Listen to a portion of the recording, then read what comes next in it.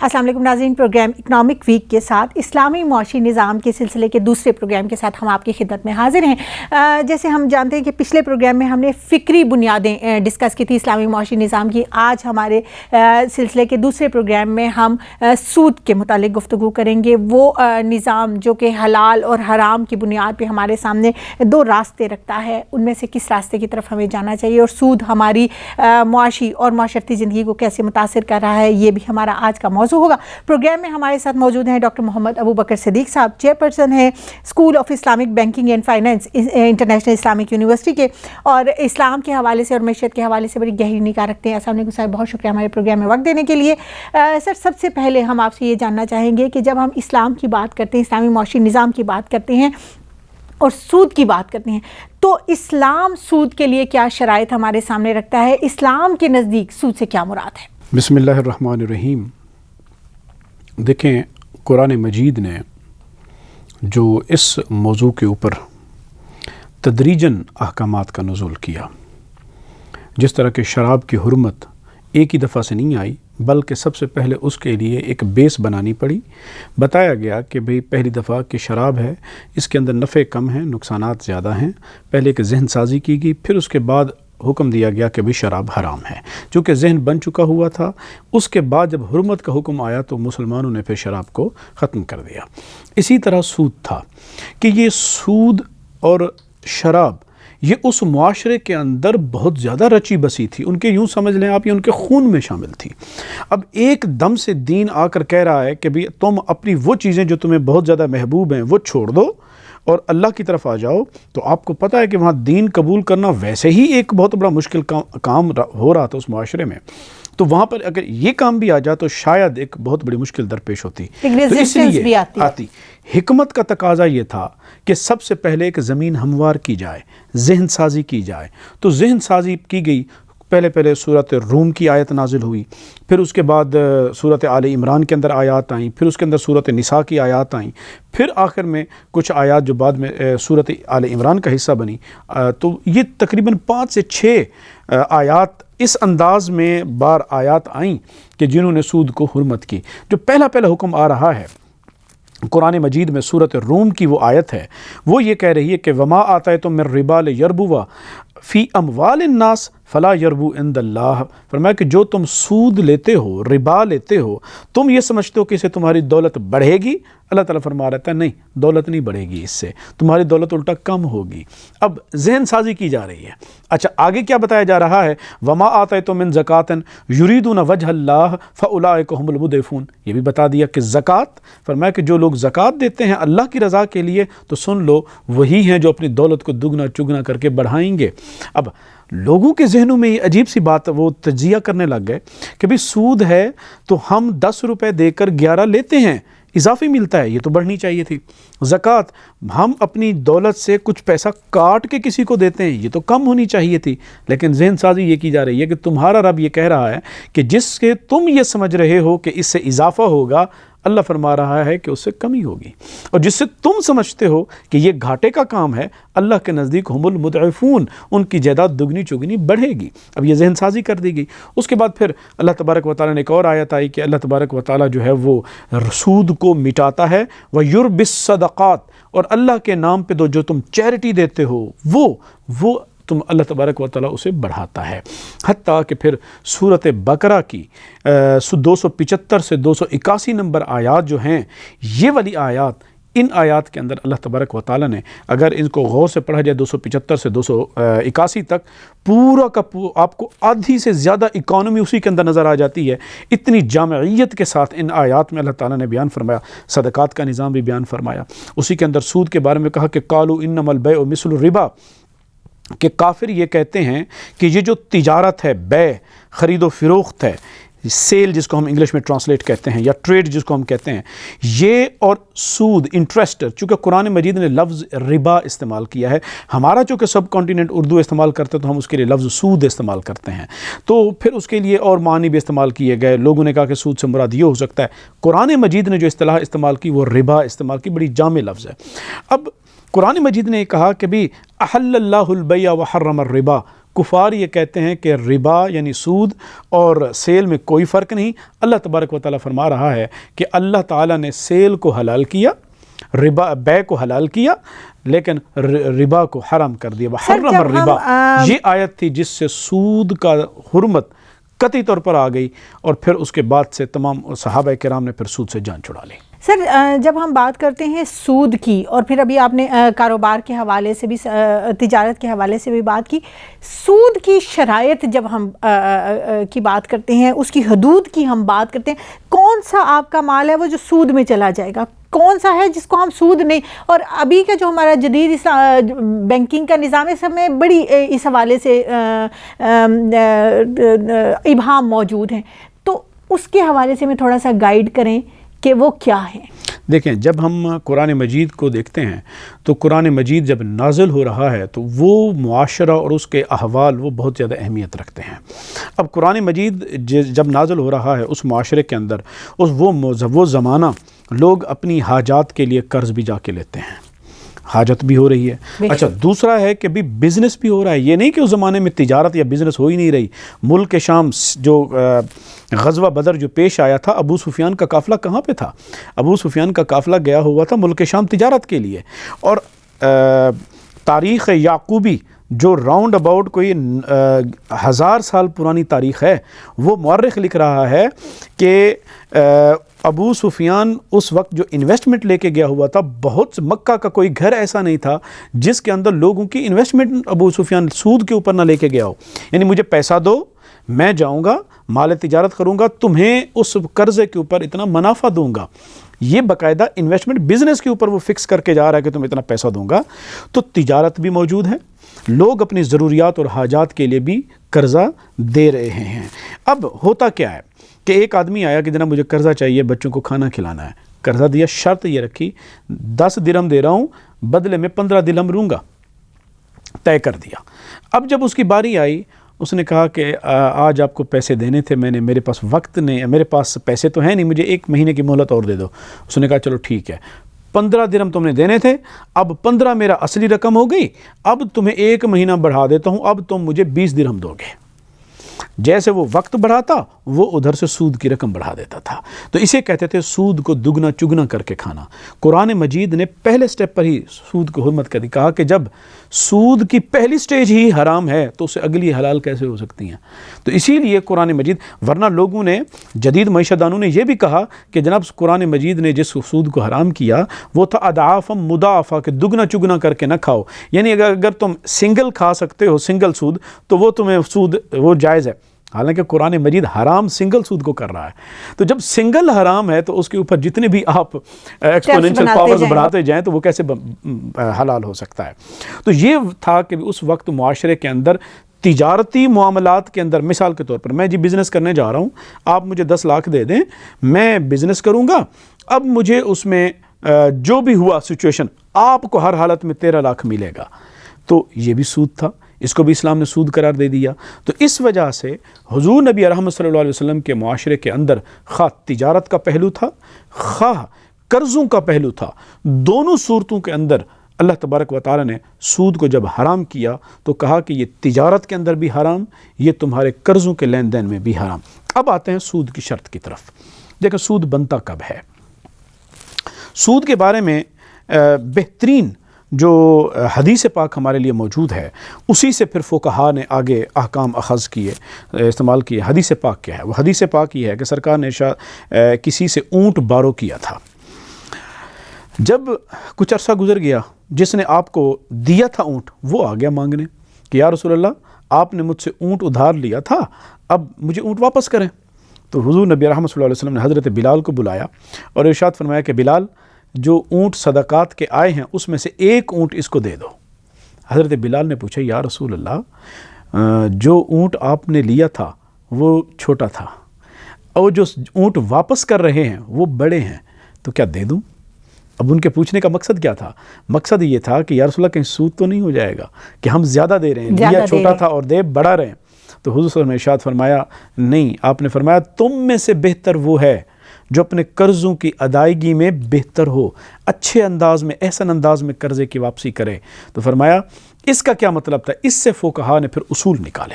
فقہا یہ کہتے ہیں کہ سرکار دو عالم صلی اللہ علیہ وسلم کے کہنے کے ارشاد گرامی کا مطلب یہ تھا کہ جب ہم نے اس سے اونٹ لیا تھا اس نے یہ شرط نہیں رکھی تھی کہ واپسی پہ میں بڑا اونٹ لوں گا، اضافے کی شرط نہیں تھی. اب جب کہ میرے پاس بہتر چیز آئی ہے اور میں اس کا احسان اتارنا چاہ رہا ہوں، قرضہ واپس کرنا چاہ رہا ہوں، تو فرمایا کہ میں اپنی خوشی سے دے رہا ہوں کہ اس نے اپنے اچھے وقت میں میری مدد کر دی تھی، لہٰذا میں اب اس کے ساتھ حسن سلوک کرتے ہوئے اسے ایک بہتر انداز میں اپنے قرضوں کی واپسی کر دوں. تو سود کی شرط یہ ہوتی ہے کہ جب آپ کسی کو قرض دیں اس کے اوپر اضافی رقم پہلے سے طے کر لیں کہ جناب آپ کو یہ دے رہا ہوں قرضہ، اس کے اوپر اتنی مدت کے بعد اتنی پینی، اتنی روپے پیسے یا اس کا اتنا بینیفٹ مجھے ساتھ میں دو گے، تو اسلام کہتا ہے کہ وہ سود ہے.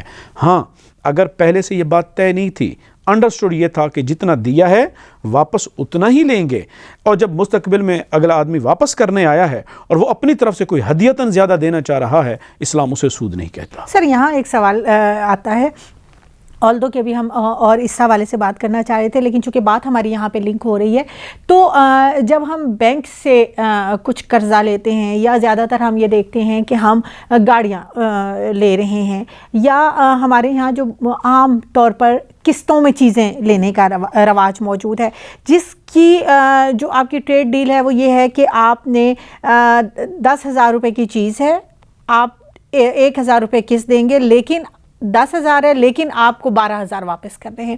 سیم ہمارے پاس گاڑیوں وغیرہ کا جو زیادہ تر لین دین ہوتا ہے اس میں. تو کیا یہ جائز ہے قسطوں پہ چیزیں لینا، چاہے وہ بینک سے ہے چاہے وہ، یا یہ بھی حرام کے اور سود کے زمرے میں آتا ہے؟ یہاں میں اب دو چیزیں پہلے کلیئر کر دوں تاکہ یہ مسئلہ پھر اس سے سمجھ میں آ جائے گا. پہلا اصول تو یہ ہے کہ اسلام یہ کہتا ہے کہ نفع کمانے کا جو بنیاد ہے وہ ہے الخراج بالضمان، کہ اگر آپ نفع کمانا چاہتے ہیں تو آپ کو نقصان کا خطرہ مول لینا پڑے گا. یہی فرق تھا بنیادی طور پر کہ اللہ نے تجارت کو حلال کیا، سود کو حرام کیا. اب اس میں فرق کیا تھا کہ ایک آدمی اس کے پاس 10 لاکھ روپے ہیں، اس نے کسی کو 10 لاکھ روپے قرضہ دیا اور یہ کہا کہ واپسی پہ تم نے مجھے 15 لاکھ کرنے ہیں. ایک یہ ٹرانزیکشن، یہ زیادہ تر بینکنگ نظام یہی ہے. یہ مثال کے طور پر ہم کہتے ہیں کہ بھی ایک آدمی نے یہ ٹرانزیکشن کی، اینڈ ریزلٹ پہ اس کو جیب میں 15 لاکھ مل گئے اور اس نے 5 لاکھ روپے کما لیے. دوسرا آدمی ہے، اس کے پاس بھی 10 لاکھ روپے تھے اور وہ گیا بازار، 10 لاکھ روپے کی چیزیں خریدی، ان چیزوں کے ساتھ جا کر اس نے مارکیٹ میں بیچا اور اس نے بھی 15 لاکھ کمائے. اب دونوں ہماری نظر میں انیشلی انویسٹمنٹ دونوں کے پاس پیسے 10-10 لاکھ تھے، اس نے بھی 5 لاکھ کمائے، اس نے بھی 5 لاکھ کمائے.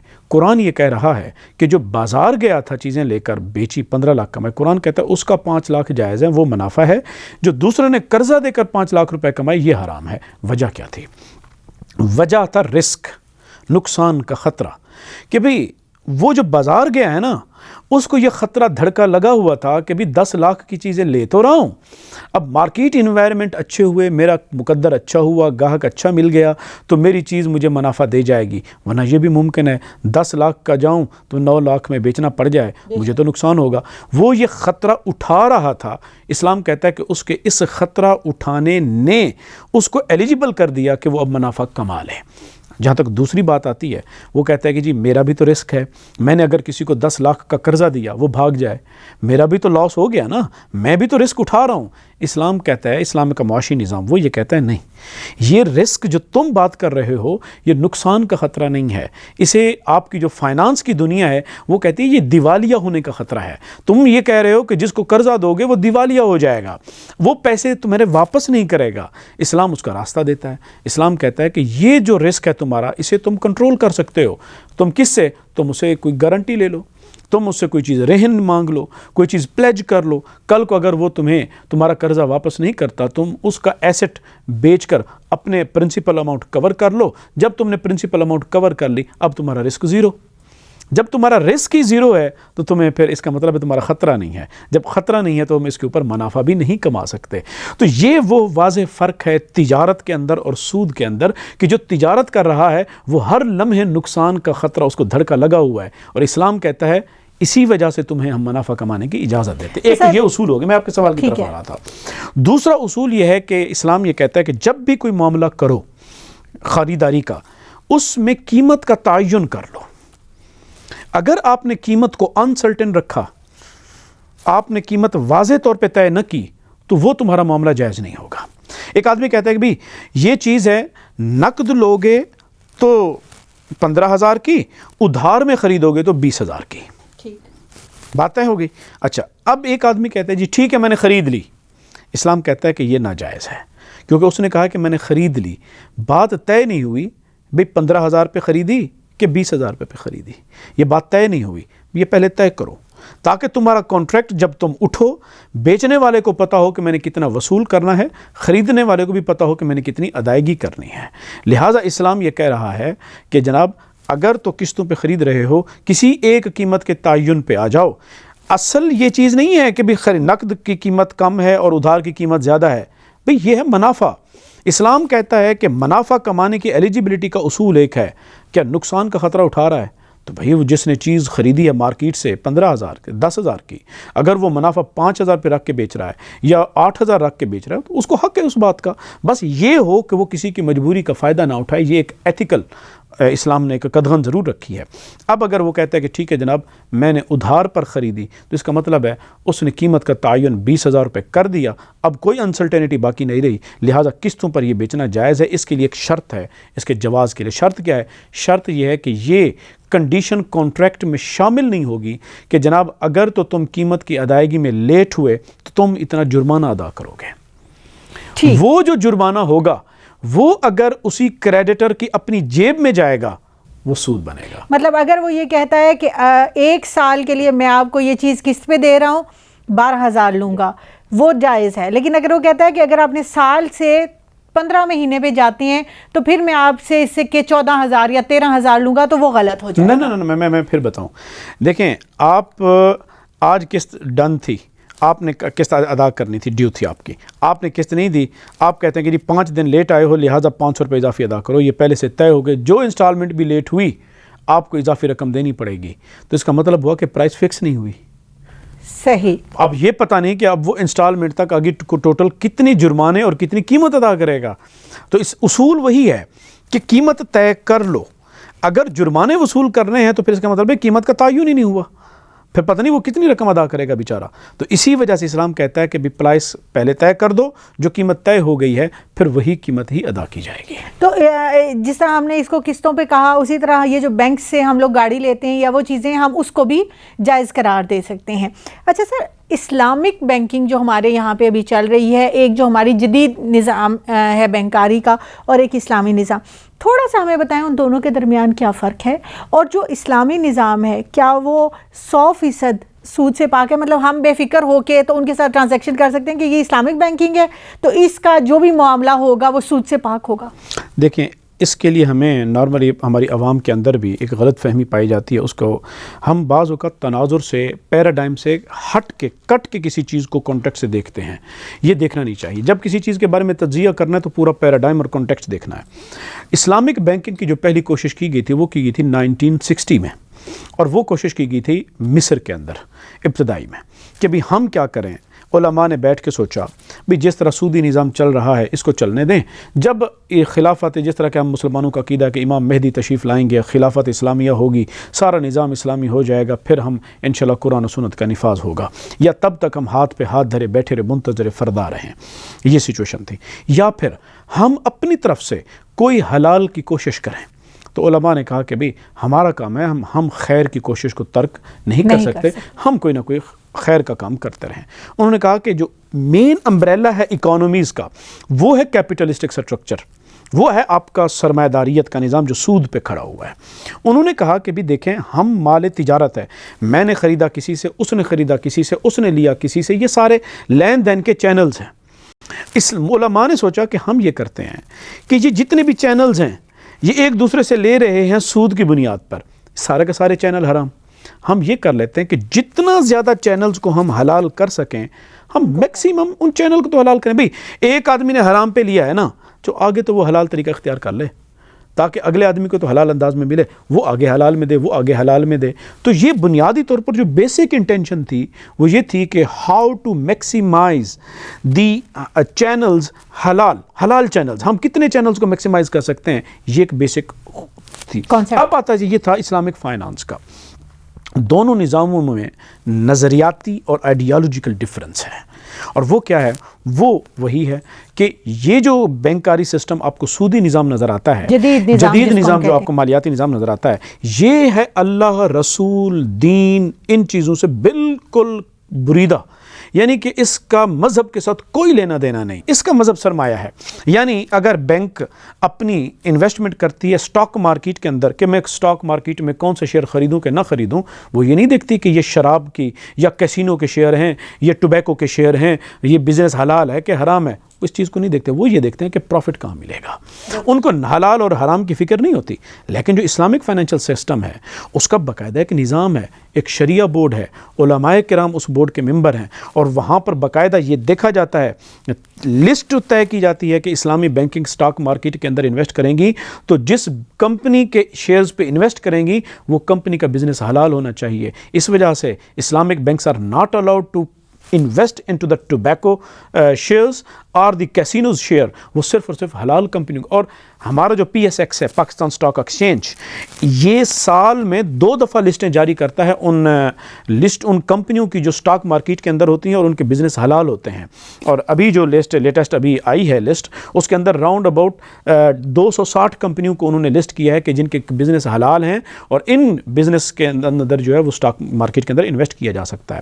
جو سودی نظام ہے اس کے current account, saving account, investment account یا لیزنگ ہو گئی یا کوئی بھی پروڈکٹ جو وہ فائنانسنگ جس کے ذریعے سودی بینک کرتا ہے، ان کا موڈ آف فائنانسنگ ایک ہے اور وہ ہے لون۔ یعنی بینک کا، سودی بینک کا اور کلائنٹ کا جو ریلیشن شپ ہے وہ ہے کریڈیٹر اور ڈیٹر کا، قرض ہے۔ اس قرض کے اندر جب نفع کا تصور آتا ہے، جس طرح ہم پہلے طے کر چکے، وہ سود ہے، وہ حرام ہے۔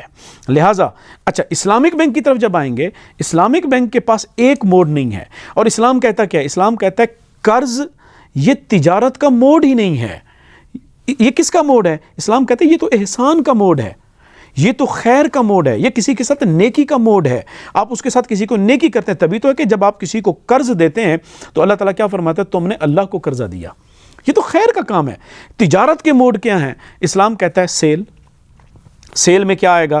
ہاں بھئی بے سلم کر لو۔ بے سلم یہ ہے کہ تم فل ایڈوانس پیمنٹ آج کر لو، تمہیں چیز اور کماڈٹی تمہیں 5 مہینے بعد 6 مہینے بعد ملے گی۔ یہ ایگریکلچر فائنانسنگ ہو گئی، کیونکہ کسان کے اگر گندم اگانی ہے، اس نے کچھ اگانا ہے، پیسوں کی ضرورت ہے، تو وہ کیا کرتا ہے؟ وہ اپنی پروڈکٹ کو 6 مہینے پہلے فارورڈ میں سیل کر لیتا ہے، فل ایڈوانس پیمنٹ پہلے لے لیتا ہے۔ اچھا یہاں پر جو تعلق ہوا وہ کس چیز کا ہے؟ وہ سیلر اور بائر کا تعلق ہے، رسک انوالو ہو گیا۔ اچھا ابھی تم کیا کر لو؟ استثناء کر لو، مینوفیکچرنگ، آپ آرڈر پہ کوئی چیز بنواؤ، کچھ پیمنٹ پہلے کر لو، کچھ ڈیلیوری جب آپ کو ایسٹ مل جائے گا اس کے اوپر پیمنٹ کر لینا۔ اگین آرڈرر اور آرڈری کا یہاں پہ ان کے درمیان ریلیشن شپ ہو گیا۔ پارٹنرشپ کر لو، partnership profit and loss basis پہ، یعنی نقصان ہوگا تو بھی ہم پارٹنر ہوں گے، اور پروفٹ ہوگا تو بھی ہم پارٹنر ہوں گے۔ یہاں پر اسلامک بینک اور کلائنٹ کا ریلیشن شپ جو ہے وہ پارٹنرشپ کا ریلیشن شپ ہے۔ مداربت کر لو، مداربت کا مطلب یہ ہے کہ بھئی میرے پاس سکلز ہیں کام کرنے کی، تمہارے پاس پیسہ ہے، تمہارے پاس سکل نہیں ہے، پیسہ تم لگاؤ، سکلز میری ہوں گی، جو منافع ہوگا آپس میں طے کریں گے۔ ہاں جو مالی نقصان ہوگا وہ تمہارا، جو میرا نقصان ہوگا سکلز والے کا وہ یہ ہوگا کہ ٹائم لاس، کہ 2 مہینے کام کیا، نقصان ہو گیا تو مجھے اس کا ریوارڈ کچھ بھی نہیں ملے گا۔ تو کہنے کا مقصد یہ ہے کہ اسلامک بینک اور سودی بینک کے درمیان جوہری فرق بھی کانٹریکٹ کی نیچر کا ہے، جو دونوں کو واضح بتاتا ہے کہ ایک نظام ہے جو کلائنٹ کو ایکسپلائٹ، سوسائٹی کو ایکسپلائٹ کر رہا ہے، اور جو دوسرا اسلامک بینکاری کا سسٹم ہے وہ فلاح کا کام کر رہا ہے، وہ پراسپیرٹی کا کام کر رہا ہے، وہ سوشل ویلفیئر کا کام کر رہا ہے، جو پبلک تک جس کے اثرات پہنچتے ہیں۔ اچھا سر، جب ہم بات کرتے ہیں ہمارے نیشنل جو ہمارے لین دین کا نظام ہے، ہم یہ دیکھتے ہیں کہ اسٹیٹ بینک ہمارا بنیادی ادارہ ہے، اور اس کے بعد ہم لوگ نیشنل بینک کی طرف آتے ہیں جو کہ ہمارے قومی سطح۔ اب کچھ مجبوریاں بھی ہیں، فار ایگزامپل ایک سرکاری ملازم ہے، ان کو کہا جاتا ہے کہ آپ ایک سیونگ اکاؤنٹ کھولیں گے اور وہ ایک مخصوص موڈ کے اوپر چل رہا ہے۔ تو اگر آپ ایک اسلامک بینکنگ کی طرف نہیں جا رہے اور آپ مجبور ہیں، آپ نے ہر صورت میں نیشنل بینک کی طرف ہی جانا ہے، اسٹیٹ بینک کے انڈر ہی جانا ہے، تو آپ وہاں پہ خود کو کیسے سیکیور کر سکتے ہیں جب آپ کا ایک سیونگ اکاؤنٹ لازمی بننا ہے؟ اور اسٹیٹ بینک خصوصی طور پہ وہ کیا رول پلے کر رہا ہے؟ کیونکہ ہم ایک اسلام کے نام پہ بنائی ہوئی ریاست ہیں، تو یہاں اسلامی بینکنگ کے حوالے سے اسٹیٹ بینک کے رول کے اوپر تھوڑی روشنی ڈالیں۔ دیکھیں الحمدللہ پچھلے کچھ عرصے سے تقریباً 10 سالوں کے اندر، ایک ڈیکیڈ کے اندر ویسے دیکھا جائے تو پاکستان کے اندر 2004 سے اسلامک بینکنگ کا سٹارٹ ہوا، اور یہ initiative state bank of Pakistan نے لیا۔ اسٹیٹ بینک آف پاکستان نے بہت اچھا کام یہ کیا ہے کہ پچھلے تقریباً 5 سے 6 سال عرصے سے سودی بینکنگ کے لائسنس دینے بند کر دیے ہیں کہ بھی اب کوئی بھی پاکستان میں بینک نیا کھلے گا وہ اسلامی کھلے گا۔ سر اس میں یہاں پہ ایک چھوٹی سی بات کہ ہم جب انٹرنیشنل دنیا کے ساتھ لین دین کرتے ہیں نا، تو کیا جو ہم صرف اسلامی بینکنگ کو اگر ہم یہاں پہ لے کے آ جاتے ہیں تو وہ جو ہماری انٹرنیشنل لین دین ہے کیا وہ ایفیکٹ ہوگا؟ میں اس کی طرف بھی آؤں گا، پہلے میں یہ تو اسٹیٹ بینک نے یہ بڑا کمال کیا کہ اس نے کہا کہ سودی بینکوں کا دروازہ بھی بند۔ اچھا، ابھی حال ہی میں ایک بہت بڑا بینک جو کنورٹ ہو کے فل اسلامک بینک آیا ہے، فیصل اسلامک بینک، پاکستان کی ہسٹری کا یہ بڑا کنورژن ہوا۔ اچھا، وہ فل فلیج اسلامک بینک ہو گیا۔ اچھا، پھر اس کے بعد اب اسٹیٹ بینک نے یہ بھی لازم کر دیا ہے جو اس وقت ایگزسٹنگ ہمارے سودی بینک ہیں ان پر یہ لازم کر دیا ہے کہ ہر سال ایک اسپیسیفک پروپورشن کر دیا ہے کہ اپنی اتنی برانچز کو تم نے اسلامک کرنا ہے۔ بہت خوب۔ اچھا، اس کا مطلب ہے کہ بھی with the passage of time انشاءاللہ that will be the time جب آپ کا پورا بینکنگ سیکٹر کنونشنل سے اسلامک کنورٹ ہو جائے گا۔ اور دوسری طرف فیڈرل شریعت کورٹ نے اناؤنس کر دیا دوسری بار کہ بھی اکانومی سے سود کو ختم کرو، آپ اسلامک سسٹم لے کے آؤ۔ تو ایک یہ جو کوششیں بتدریجاً ہو رہی ہیں، انشاءاللہ ہمیں امید ہے کہ معاملات بہتری کی طرف جائیں گے۔ اور اسٹیٹ بینک نے ایک اور بہت اچھا کام کیا ہے ٹریننگز کا، کہ مدارس میں جا کر علماء کی طرف جا کر state bank of Pakistan Islamic finance کے ایکسپرٹس کو لے جاتے ہیں اور وہ ٹریننگز دے رہے ہیں اسلامک فائنانس کی، تاکہ علماء کو بھی پتہ چلے کہ اسلامک فائنانس بینکنگ یہ کام کیسے کر رہی ہے، اویئرنیس جو ہے وہ کریٹ کی جا رہی ہے۔ اب آتا ہوں میں آپ کے اس سوال کی طرف کہ جی انٹرنیشنل ہمارے لین دین کیسے ہوں گے۔ دیکھیں، یہ تو تب ہونا، بعض لوگ کہتے ہیں کہ اگر ہم نے سود کو مٹا دیا تو ہماری انٹرنیشنل بزنس بھی تو ہو رہا ہے، وہ کیسے ہوگا؟ اقوام کے جو بزنس اور معاہدے ہوتے ہیں نا، ان کے اپنے ٹرمز اینڈ کنڈیشنز پہ ہوتے ہیں۔ کبھی بھی ایسا نہیں ہوا کہ ملک پاکستان جب کسی سے کوئی ٹرانزیکشن کر رہا ہو، لین دین کر رہا ہو، تو 100% وہ یہ کہتا ہو کہ جناب ساری ٹرمز اینڈ کنڈیشن آپ کی چلیں گی، ہماری تو مانی بھی نہیں جائے گی۔ یہ کبھی بھی نہیں ہوتا۔ اقوام کے درمیان رابطے، اقوام کے درمیان کانٹریکٹس ہمیشہ رہتے ہیں۔ جس طرح ہمارے ہاں ان کی کچھ مجبوریاں ہوتی ہیں تو ان کی ہمارے ہاں بھی کچھ مجبوریاں ہوں گی۔ یہی چیزیں ہیں جو سپلائی ڈیمانڈ آپس میں میچمنٹ کراتی ہے۔ تو ملائیشیا اس نے اپنے سسٹم کو اسلامک کیا، کیا اس کا نظام پوری دنیا کے ساتھ لین دین نہیں چل رہا؟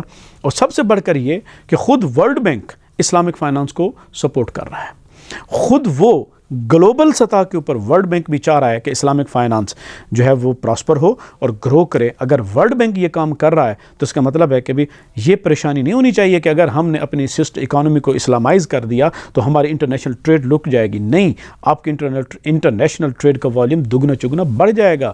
یہ صرف اور صرف ایک خوف ہے دیا جا رہا ہے ان قوتوں کی طرف سے جو سود کو ختم نہیں کرنا چاہتی۔ اگر سود کو ختم کر دیا جائے تو اللہ تعالیٰ کی طرف سے برکت بھی آ جائے گی، کیونکہ یہ ہے کہ یہ کیسے ممکن ہے کہ ہم سود کو ایڈاپٹ کیے رکھیں اور اللہ سے اعلان جنگ کیے رکھیں، اس کے رسول سے اعلان جنگ کیے رکھیں، اور چاہیں یہ کہ ہماری اکانومی بہتر ہو جائے اور ہمارے اوپر رحمت نازل ہو۔ اچھا سر، اسلامی بینکوں میں بھی ابھی ہم دیکھتے ہیں کہ ابھی جیسے پیچھے ہم نے لیز کے حوالے سے بات کی ہے کہ وہ بینک بھی تو منافع لیتے ہیں۔ جیسے آپ اگر ان سے گاڑی لیز کراتے ہیں، لیٹ پیمنٹ لیٹ ہونے پہ یا نہ ہونے پہ ایک جرمانہ تو عائد کیا جاتا ہے، اس کی کیا صورتحال ہے اسلامی بینکوں میں جو ہے؟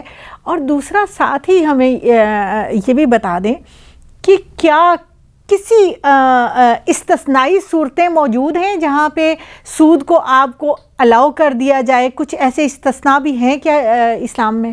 آپ کے سوال کے تقریباً 2 حصے ہیں، ایک ہے کہ لیز کے حوالے سے اور دوسرا ہے کہ کیا کوئی ایگزمپشن انٹرسٹ کے حوالے سے موجود ہے یا نہیں ہے۔ جہاں تک سود کا معاملہ ہے، ایگزمپشن صرف وہی ہے جو قرآن مجید نے دے دی ہوئی ہے، وہ صرف سود کے بارے میں نہیں ہے، وہ ہر حرام امر کے بارے میں ہے کہ اگر تمہیں کسی حرام امر کا ارتکاب کرنا پڑے اور وہ تم اس طرح مجبور ہو جاؤ کہ تم اس کے علاوہ کوئی چارہ نہ پاؤ، یعنی کہ جس طرح ہم کہتے ہیں جان کا خطرہ، یا وہ مسلمان جنہیں سروائیول ایشو ہوتا ہے کسی غیر مسلم ممالک کے اندر، کینیڈا، امریکہ، برطانیہ، جہاں ساری کی ساری ٹرانزیکشن انٹرسٹ بیس ہیں، وہاں پر علماء نے اجازت دی ہوئی ہے کہ تمہیں اگر کوئی بوروئنگ انٹرسٹ بیٹ پہ کرنی پڑتی ہے تو تم کر لو. یہ وہاں پہ علماء نے پھر بھی روکا ہوا ہے کہ کسی سے سود تم نے وصول نہیں کرنا. ہاں اگر تمہیں دینا پڑ جاتا ہے تو ادائیگی کر سکتے ہو, لیکن تم سود وصول نہیں کر سکتے. یہ تو آپ کے دوسرے سوال کا جواب. اب آتے ہیں ذرا لیز کی طرف. دیکھیں دونوں لیزوں میں فرق ہے, اسلامک فائنانس کی لیز میں بھی اور کنونشنل فائنانس کی لیز میں بھی. یہاں پر زیادہ تر جو لیز چلتی ہے وہ نام تو لیز کا استعمال کیا جاتا ہے سودی بینکوں میں, حقیقت میں ہوتا قرضہ ہے. آپ نے گاڑی لینی ہے, آپ نے کوئی بھی چیز لیز پہ لینی ہے, وہ آپ کو ایسٹ نہیں دیتے, وہ آپ کو حقیقت میں پیسے دیتے ہیں اور کلائنٹ کے نام پہ آتا بھی پیسہ ہی ہے, اور پھر وہ ایسٹ پرچیز کر کے آپ کو دے دیتے ہیں. اور اونرشپ ہوتی کس کی ہے؟ اونرشپ ہوتی ہے سودی بینک کی, استعمال کر رہا ہوتا ہے کلائنٹ. اگر گاڑی ضائع ہو گئی تو نقصان کس کا ہوگا؟ کلائنٹ کا ہوگا. اسلام کہتا ہے بھی اونرشپ آپ کی ہے, لاس کلائنٹ کیوں بھگت رہا ہے؟ سوال تو یہ ہے کیونکہ risk is associated with ownership. جس کی اونرشپ ہوگی نقصان اسی کا ہوگا. بھائی ایک آدمی اگر کسی کے گھر پہ کرائے پہ بیٹھا ہوا ہے, زلزلہ آیا, گھر گر گیا, تو کرایہ دار تھوڑی ضامن ہوگا, وہ نقصان کس کا ہے؟ مالک مکان کا ہے. یہاں پہ پرابلم یہ ہے کہ یہ سارے رسک کلائنٹ پہ ڈالتے ہیں اور سارے فوائد خود بینک خود وصول کرتا ہے. یہ ہے, اسی وجہ سے اس کو ہم سودی لیز کہتے ہیں کہ نام تو لیز کا ہے, حقیقت یہ ہے کہ قرضہ دے کر اضافی رقم وصول کرتے ہیں. اس وجہ سے اسلام کہتا ہے کہ یہ سود ہے. اسلام کا جہاں تک تعلق ہے اس میں باقاعدہ اجارہ کا کانٹریکٹ سائن ہوتا ہے. اجارہ کا مطلب ہوتا ہے لیز, یعنی اجرت پہ کسی کو گاڑی دینا, اور اس میں اونرشپ اسلامک بینک اپنے پاس رکھتا ہے, یوز اس کا کلائنٹ کرتا ہے, اور اس کے سارے رسک اسلامک بینک خود بیئر کرتا ہے. مطلب اگر وہاں گاڑی ٹوٹ جاتی ہے تو اسلامک بینک جو ہے وہ اس کا ذمہ دار ہوگا. اس کے اوپر صرف یہ دیکھا جائے گا جو ہمارا لا بھی اجازت دیکھا ہے, دیکھا یہ جائے گا کہ گاڑی کے ضائع ہونے کے ریزنز کیا تھے. کیا وہ ریزنز تھے جس میں انسان کی کرایہ دار کی اپنی نیگلیجنس ہے, یا ایک بیونڈ دا ہیومن کنٹرول تھے, سونامی آ گیا, حادثہ ہو گیا, ایسی جگہ پہ بم بلاسٹ ہو گیا, تو اس میں کلائنٹ کا تو کوئی قصور نہیں, لہٰذا وہ پھر کلائنٹ کے اوپر برڈن نہیں ڈالا جائے گا, بلکہ اس کا رسک اسلامک بینک کے اوپر آئے گا, اور باقاعدہ اسلامی بینک رسک لیتا ہے. سر اسلامی بینکوں میں ایک نظام یہ بھی ہے کہ وہ جو جرمانہ عائد کیا جائے اس کو کسی صدقہ کے اکاؤنٹ میں علیحدہ کوئی اکاؤنٹ بنایا جاتا ہے, تو اس کے حوالے سے بھی تھوڑا سا بتا دیں تاکہ جو لوگوں کے ذہن میں تھوڑی سی اس کے حوالے سے شکوک و شبہات ہیں وہ دور ہو جائیں. دیکھیں اصل میں لوگ کسی چیز کو خلافت راشدہ کے زمانے سے مثال پیش تو کر دیتے ہیں, لیکن اپنے ماحول کو نہیں دیکھتے.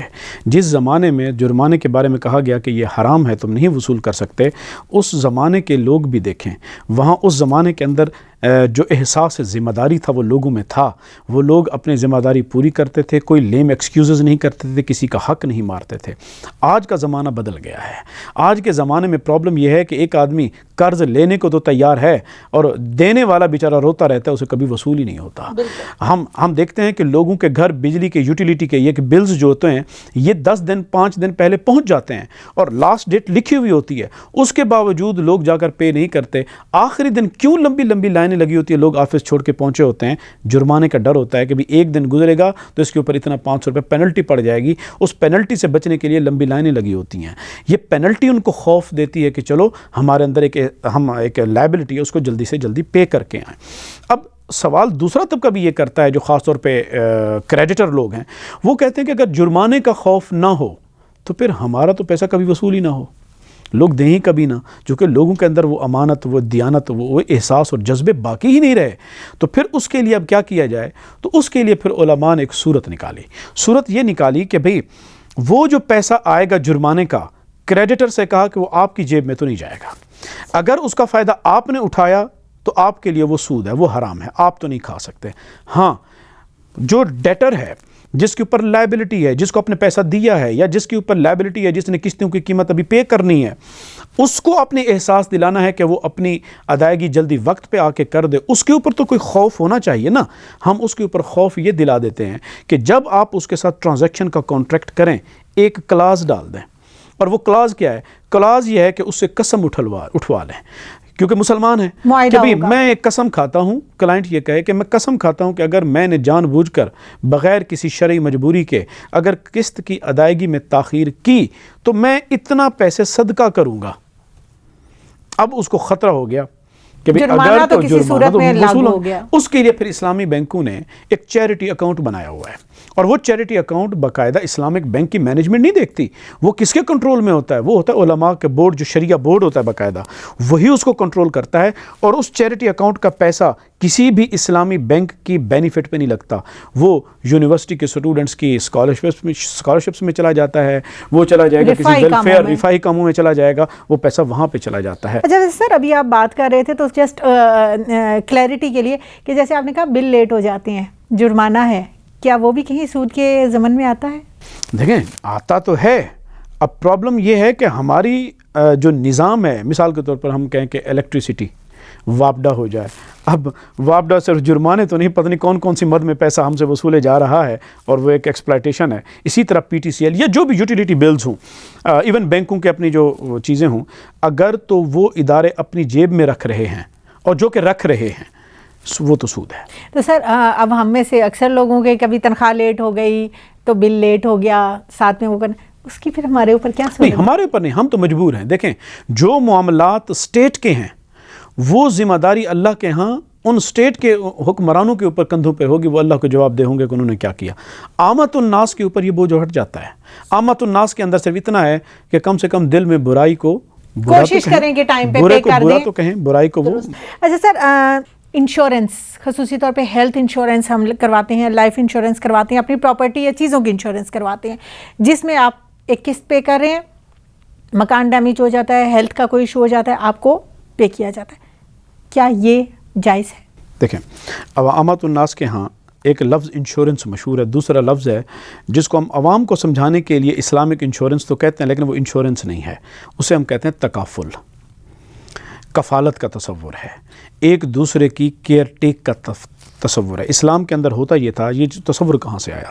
یہ تصور آیا کہ اسلام کے اندر ایک جو محلہ ہوتا ہے، محلے کے لوگ آپس میں ایک ویلفیئر فنڈ بناتے تھے، اور اس فنڈ کا مقصد یہ ہوتا تھا کہ کسی کا بھی کوئی نقصان ہوا محلے میں تو اس فنڈ سے اس کے نقصان کی مدد پوری کی جائے، اس مدد کی جائے گی. یہ تھا، اس کو کہتے تھے تکافل. تکافل کا مطلب ہوتا ہے ایک دوسرے کی کفالت کرنا، خیال کرنا. تو ساری سوسائٹی ایک دوسرے کے ساتھ مودت، اخوت، بھائی چارے میں وہ پرو دی جاتی تھی. اب انشورنس کا تصور تھا، یہ بنیادی طور پر سود کا تصور تھا. جب تک اسلامک متبادل موجود نہیں تھا، علماء تقسیم رہے. کچھ علماء نے کہا کہ یہ حرام، لیکن کچھ علماء جن کی نظر عوام الناس کے مسائل پہ تھی کہ ہر بندے کے پاس اس وقت پیسے نہیں ہوتے کہ وہ جا کر علاج کروا سکے، ایمرجنسی لائف کا مسئلہ ہے، اور لائف کے انہوں نے اوپر کہا تو کچھ چیزوں کی کہ اجازت ہے، چونکہ یہ امر مجبوری ہے لہٰذا تم انشورنس کروا لو. ماضی میں علماء نے یہ اجازتیں دیں. اب چونکہ آگے اسلامک تکافل کا تصور آ گیا ہے، آلٹرنیٹ آ گیا ہے. آپ تکافل ایجوکیشن کا کرا سکتے ہیں، بچوں کی ایجوکیشن، بچوں کی شادیاں، لائف انشورنس، آپ اپنے گھروں کی انشورنس، گھروں کا تکافل، یہ سارے معاملے اب آپ کو اسلامی طرز پر کرنے کے لیے متبادل نظام آ گیا ہے.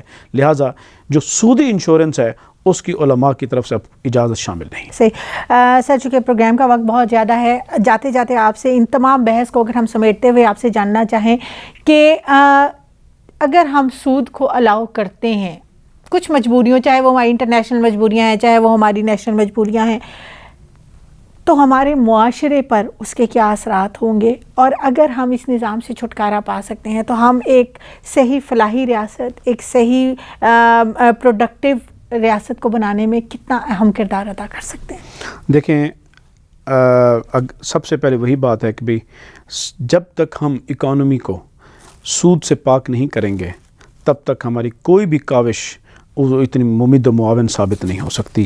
فلاح کی طرف پہلا قدم یہ ہے کہ فیڈرل شریعہ کورٹ کا جو نظام فیصلہ آیا ہے اسے ایز اٹ از نافذ کر دیا جائے اور سود نظام کو ختم کر دیا جائے. جب آپ سود اٹھا لیں گے، اب سود کو ختم کر دیں گے. دیکھیں آپ نے صوبائی سطح پر خیبر پختونخوا نے بھی، پنجاب اسمبلی نے بھی، بلوچستان اسمبلی نے بھی، سندھ اسمبلی نے بھی پرائیویٹ پریکٹس کے اندر جو کوئی شخص سود کر رہا ہے اس کو باقاعدہ کرائم ڈکلیئر کیا ہوا ہے. تو بھئی جب پرائیویٹ سطح پہ ڈکلیئر کیا ہوا ہے کرائم، آپ بینکوں کے لیے کرائم کیوں نہیں ڈکلیئر کرتے اسے؟ وہ بینکوں کو کیوں کھلی چھوٹ دے رکھی ہے کہ وہ سود وصول کرتی رہیں؟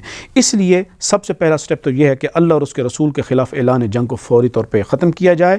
اپنے آپ کو اللہ کا بندہ اور رسول کا امتی پوری قوم اپنے آپ کو سمجھے اور اس کے لیے کوشش کی جائے کہ فیڈرل شریعت کورٹ کا یہ ڈیسیژن نافذ کیا جائے۔ صاف ظاہر ہے جب آپ سود سے نکلیں گے تو آلٹرنیٹ کی طرف آئیں گے، نفع تو کمانا ہے، نفع کمانے کے لیے یا تو نفع و نقصان کی شراکت کی بنیاد پر آپ کسی کے ساتھ تعلق بنائیں گے یا آپ خریداری کی طرف آئیں گے۔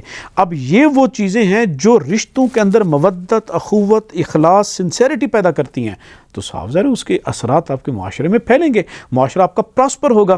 اس وقت آپ کے پروگرام کے تھرو عامت الناس کے لیے جو لوگ عموماً پوچھتے ہیں کہ جناب ہمارے لیے بتائیں، سودی بینکیں بھی کام کر رہے ہیں، وہ بھی بینکیں، کیا اسلامی بینکیں واقعی اسلامی ہیں؟ اس کا سمپل سا آنسر ہے کہ جناب سودی بینکاروں کی بینکنگ کے بارے میں یہ تو ہمیں یقین ہے نا کہ یہ 100% سود ہیں۔ اسلامی بینکنگ کے بارے میں آپ یہ تو یقین ہے نا آپ کو کہ یار کسی حد تک یہ سود سے اور کہیں ان کے اوپر ایک پاور ہے، علماء ہیں جو دیکھ رہے ہیں، علماء ہیں۔ اور یاد رکھ لیں اسلام یہ کہتا ہے کہ جب آپ کے راسخون فی العلم، اہل علم حضرات جب یہ کہہ دیتے ہیں کہ اس کسی امر کے بارے میں کہ یہ جائز ہے، تو پھر معاملہ عوام کے کندھوں سے بوجھ ہٹ جاتا ہے، عوام خاموشی سے ان کی اقتداء کرتے ہوئے ان امور کی طرف جائے۔ چونکہ اسلامک بینکنگ کو علماء کی جو جمہور ہے، جو زیادہ میجورٹی اسکالرز ہیں، وہ یہ کہتے ہیں کہ اسلامک بینکنگ بہترین کام خدمت کر رہی ہے۔ اور انشاءاللہ دیکھیں نظام یہ ہمیشہ ایوالو ہوتا ہے، ریولیوشن انسان کے کردار میں آتا ہے، سسٹم میں ایولیوشن آتا ہے۔ انشاءاللہ درجہ بدرجہ چیزیں بہتری کی طرف جائیں گی اور اسلامک بینکنگ سسٹم انشاءاللہ بہتری کی طرف۔ انشاءاللہ۔ اسلام کے لیے ہم ہمیشہ کہتے ہیں کہ یہ ایک مکمل ضابطہ حیات ہے، زندگی کے تمام شعبوں کے لیے ہماری رہنمائی فراہم کرتا ہے۔ آج کے پروگرام سے اتنا ہی، انشاءاللہ اگلے پروگرام میں کسی اور موضوع کے ساتھ آپ کی خدمت میں حاضر ہوں گے۔ تب تک کے لیے اجازت دیجیے۔ پاکستان زندہ باد۔